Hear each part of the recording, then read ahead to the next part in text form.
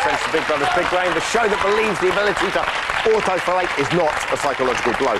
So, it has been a frantic week in the house. Nikki was chosen to rejoin the other housemates. Interestingly controversial, and immediately ran into Petey's arms, and she finally let go just now. Is this the greatest love story ever told? Yeah. You decide, but I think probably not. On tonight's show, we're going to be looking at the last 6 housemates standing and their psychological profiles. So, here to talk about their ultimate week is the man who's not just a number, but a professor, Richard Wiseman, and the psychologist who loves it when I slip something risque into her intro, the ever so supple Judy James. Nice to have you with us, guys. We are going to start with who I imagine is the darling of the audience, Pete. Is that all right? Richard, you devised a test that the housemates completed before they went into the house, and the test results, what do we know about Pete? Well, Pete's really interesting. He's got a very high what's called agreeableness score, which is linked to likability. So he's not someone who finds problems in other people. He always sees the best side of them. And of course, that makes him very popular in the house. He's also a dreadful liar. He's very low on the max scale as well. So he's not someone who's manipulative. He's very, very straightforward, and because of that, very popular. Doesn't like confrontation at all, does he? Absolutely not. That's part of agreeableness. It's negotiating the situation so that everyone's happy. All right, let's have a look at Pete's psychological journey in the house. Honey, I'm home! He's got Tourette's. Does he really? I haven't even noticed. Feel more comfortable with a girl, just because I am quite a feminine bloke.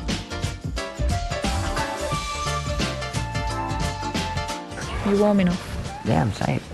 No, gorgeous. Good night. They both want to snug you, Pete. They treated him like a doll. He's 24 years old. No, I think he's being stunted.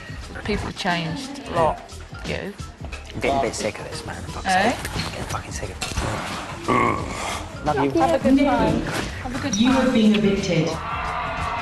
I like being alone, it's nice. Everything is just fine. Hooray for perfect Pete, the most wonderful son in the world. I haven't felt all this before. Whole.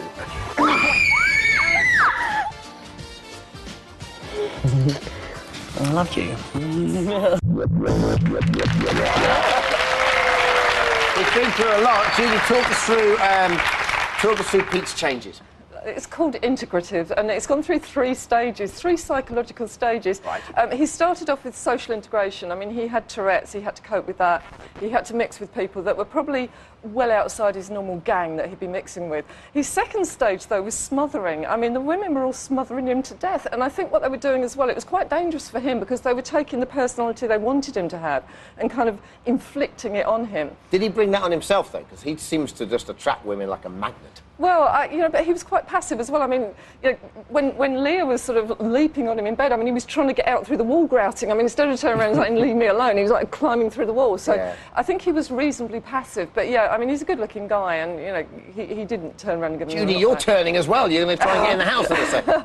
But then now he's really coming to his own. He's being a lot more assertive. This Pete was always there. I think he's very knowing about himself. He's good on ego. He knows what Pete's like. So he's self-aware, but I think he's become socially aware now. So in a way, he's relaxed enough to kind of let that Pete emerge, a lot more confident, and he can talk about his feelings now as well. Was there a halcyon moment in the house when this change occurred, do you think? I think it was when the letter from home. You know, he suddenly saw himself in the role of provider for his mother, and I think that meant a lot to him. I think he almost grew up. His status grew at that stage. You could actually see him, and his body language changed. He became a lot more dominant after that. Sure. OK, we're going to move on to Nikki. Richard, from her test results, talk us through them.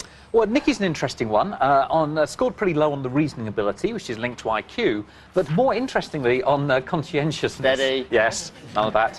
And so basically that's about self-discipline, conscientiousness. And so she's someone who's not very good at putting anything off. She wants it now. We've seen that time and again in her behaviour.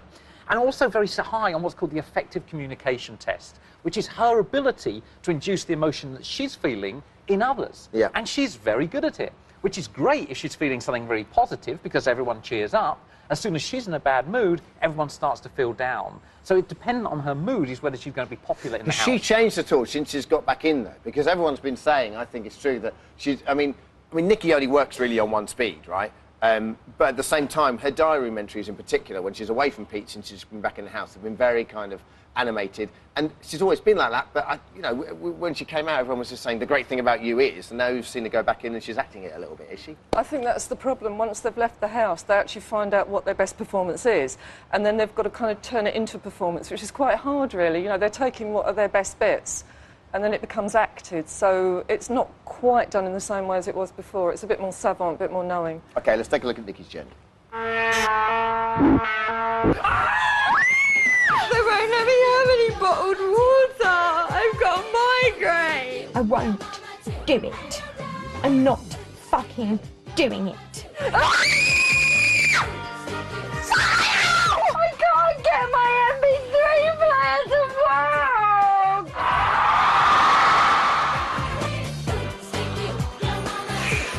Why do you keep trying to get through to the other house? I belong in there. I belong in there. Please, I don't want to go. Big Brother provided you with extra towels yesterday. Nikki, you have been chosen to return to the Big Brother house for the final week. Never cried happy tears. Oh, really? It's good, isn't it? I care. Let me out, you swines! Maybe she's not acting, I don't know. What's significant about her journey, Judy? What's so significant is the fact that it's what's called fixed, i.e. she hasn't changed at all. Nikki's got a great advantage over the rest of us. She's got this 5-year-old ability to know exactly what she wants in life, and that makes her a brilliant negotiator. And she uses very young tactics to get it as well. I mean, as you said... But how's she going to mature as a human being? She won't need to, because she gets what she wants. I mean, it's typical. If you see a child throwing a tantrum and it's given the chocolate, it will always use that behaviour, and that's like, for this it works, for Nikki it works. She won't change that behaviour because she gets what she wants. And she's got Pete. She's got everything. Is Pete what she wants, or is she what Pete wants? I mean, will that last outside, do you think? I'm sure they're well suited in some ways. I would say it's got a reasonably short shelf life, though. They've got some fundamental things in common, but I think their actual lifestyles are probably much too diverse. Richard, anything to add? Well, as Judy says, it's very straightforward with Nikki. If she can get it by being charming, that's great. If not, she throws a tantrum. It's as straightforward as that. OK, move on to Jenny now. Feel sorry for Jenny, because obviously she's been kind of steamrolling since Nikki's been back in the house. But talk us through her tests.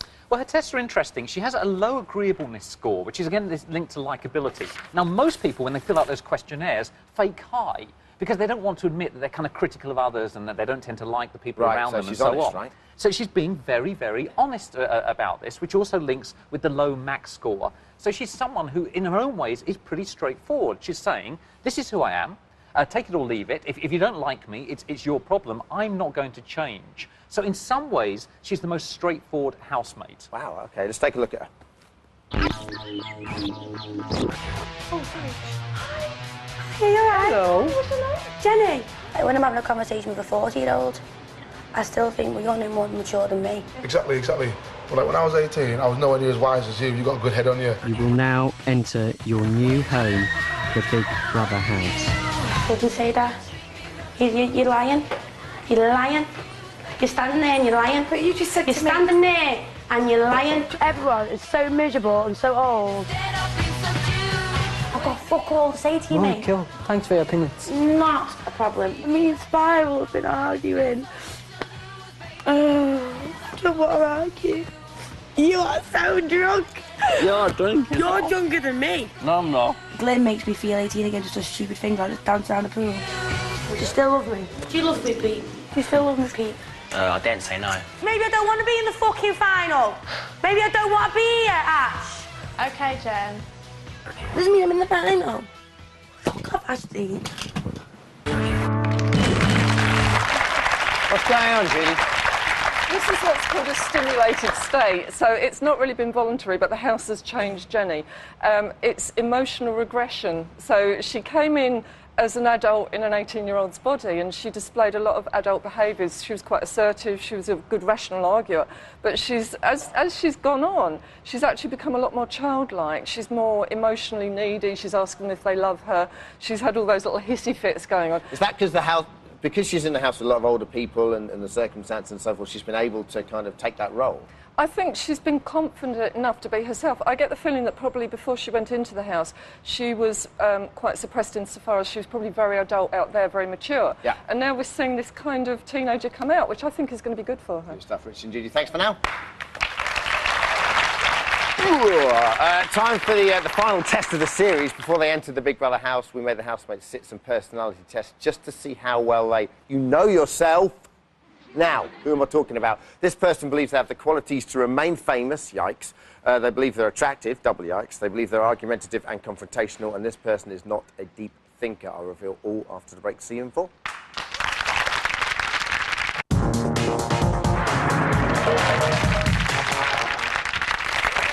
Hello. Welcome back to Big Brother's Big Brain, the show that can sat-nav through the minefield of the human psyche and occasionally still get lost. Before the break, I asked you the following. Who am I? I'm a housemate, what housemate am I? This person believes they have the qualities to remain famous.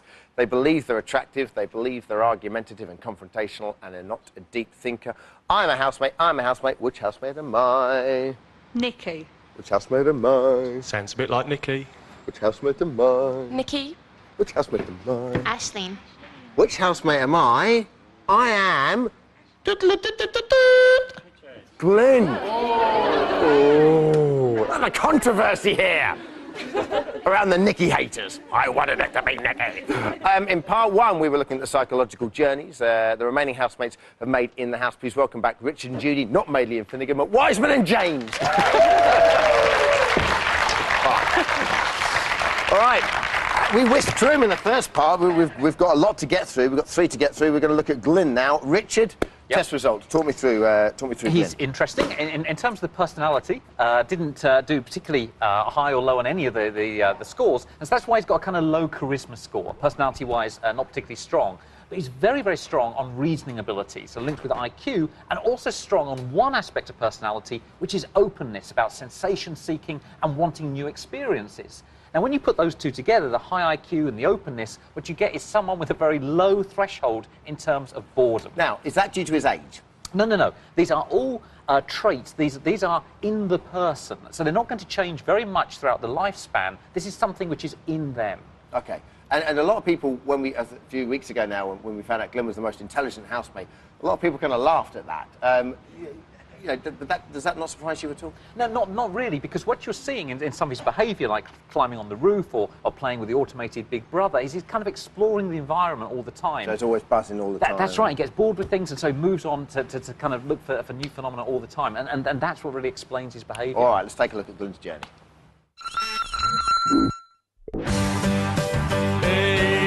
In group discussions, I'm hopeless. I realise my English isn't really fluent either. The housemates nominated for eviction are Bonnie and Glyn.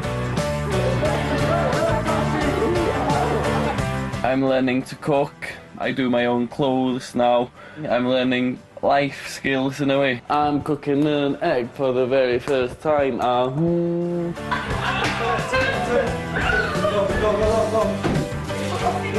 my God, it looks good. Tap her and walk past her and like smile. Do you know what I mean? Oh yeah, I understand now. What I've gained from this is to be able to stand up for myself. I told you to shut up. Just play. Just play. No, mate. I should. Okay. I told you to shut up. I'll hey, shut up. Yeah. Oh, Glyn, what are you doing? I've learned so much from being in here. It's unbelievable. I'm grown up. You know what I mean? Oh, he's popular. Judy, talk us through his journey in psychological terms, please. He's done what's called evolutionary maturing. I mean, it's been very linear. Most of us believe we've seen him grow up in front of our eyes, and I think most people have identified with each stage. He's gone through 3 key stages. He started off in what's called Glyn's world, and this was his map of the world, which was a very small map of the world. He arrived, he didn't know much, he knew Wales, and that was about it. And then he started to see a little bit more, so that opened out slightly. He's seen more of the world. Although he's only still seen the Big Brother house, which is not exactly huge. It's a wonderful microcosm, though. He's been in a big room for several weeks. Then he went through the learning stage. Now, you know, this was mainly tutored by Mikey, remember? But, you know, he's learnt, he thinks, how to cook, you know, how to chat up girls and things like that. Yeah. But I think the real change for me has been the way that he's become more assertive. He's actually learnt how to stand up for himself. Was there a moment that happened, or was it, you talked earlier on about the Leah lap dance? That's when he became that was quite a defining moment for him, wasn't it? I think actually what was more significant was the bleaching of the hair. You know, there was almost the pre-bleach and the après-bleach, as happens with the best of us. Because it does happen. Whenever we talk about Glyn, we get this big picture up here. I can go, and now we're going to talk about Glyn.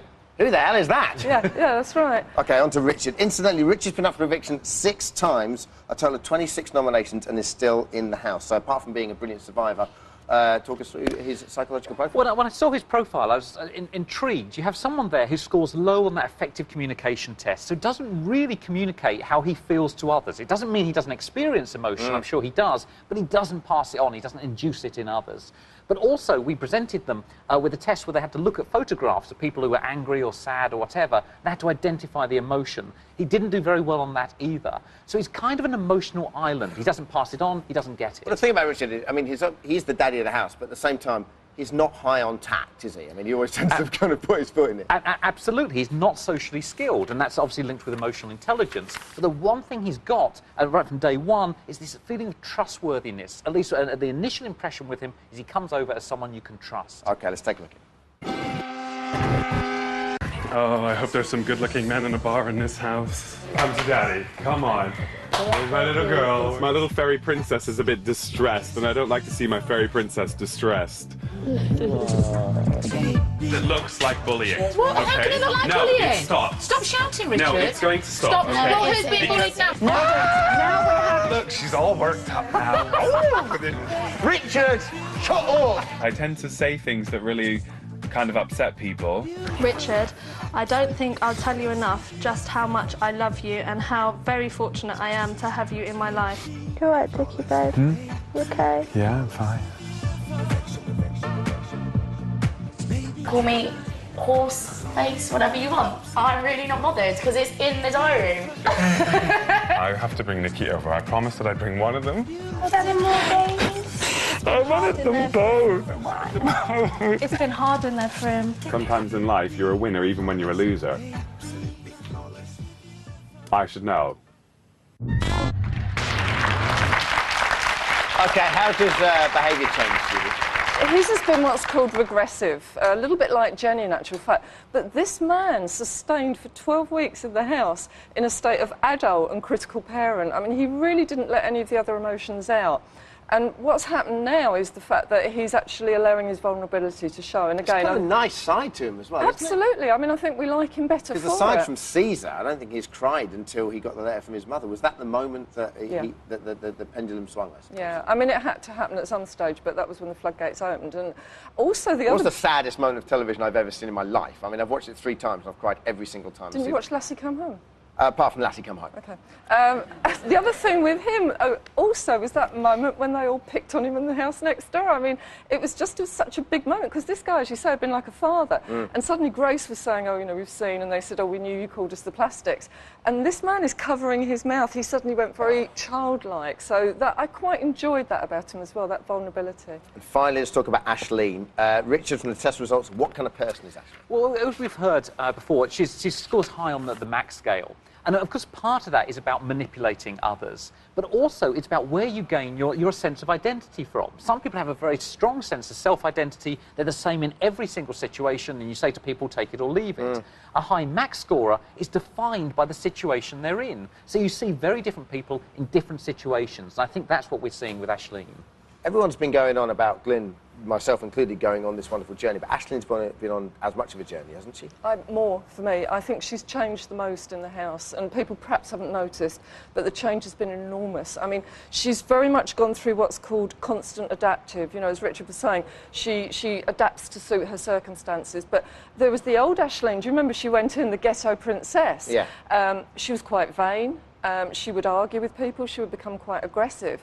And then suddenly we see this grown Aisling who is very adult, she's very reasoned in her argument, she diffuses aggression from people. OK, but is the reason why a lot of people don't seem to find her that popular, is that because she is so malleable socially that she just goes, OK, I'm going to see this situation, I'm going to just tailor myself to this situation? For me it is. I mean, I see it as a plus point, but the trouble is that visually people... And she's still got some of the old behaviours. I mean, she still throws those big crying fits.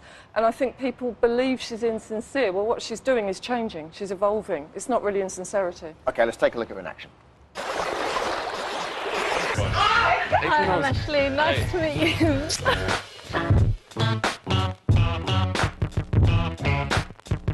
Where's your attitude coming from? Where's yours coming from? From being fed up of seeing you manipulate the whole fucking house. That's boring. Oh, bitch. Oh, you better know yourself if you're talking about me, little girl. Little girl, bred you in. Actually, you are the sixth person to be evicted from the Big Brother house. Oh my God.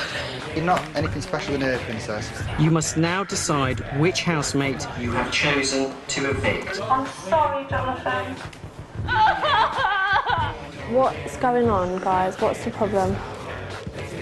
I think every other person in this house is worth so much more than I am.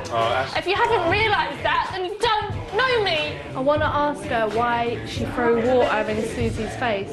What do I do? Ruin her birthday on national TV? It's the end of a massive chapter in my life, and I just feel so honoured, seriously. So the old Aisling's gone completely now? No, I mean, we're still going to see these emotional outbursts, but I mean, her frontal lobes are much more developed, is all I'll say. Yeah, sure. And Richard, anything to add about Aisling? Yeah, I mean, she's a social chameleon, so she's always really been the same person. It's the situation that she finds herself in that makes her seem very different to us. OK, and that, in your opinion, is the reason why that people don't see that, but they actually see that as her being kind of two-faced. I think they worry. I think that any minute now the ghetto princess is going to come back and start attacking them. They don't see that she's actually changing, as you say, to suit the circumstances. OK. Brilliant. Thanks a lot, Judy and Richard, everyone.